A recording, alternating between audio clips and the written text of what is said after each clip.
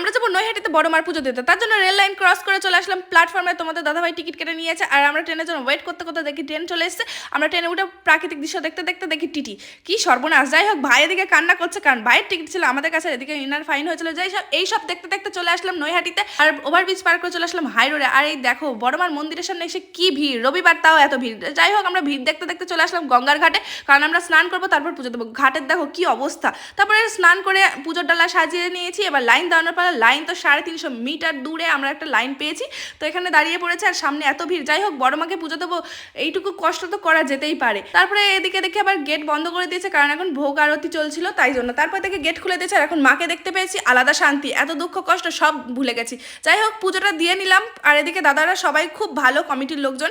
তারপরে আমরা পুজো দিয়ে বেরিয়ে চলে আসলাম। তারপর বড় মাকে নিয়ে যাবো বলে নিয়ে নিলাম একটা ফটো, তারপর নিয়ে নিলাম আমার একটা জামা। যাই হোক, আজকের ভিডিওটা এই পর্যন্ত। ভালো লাগলে অবশ্যই লাইক কমেন্ট শেয়ার করতে ভুলো না। বাই।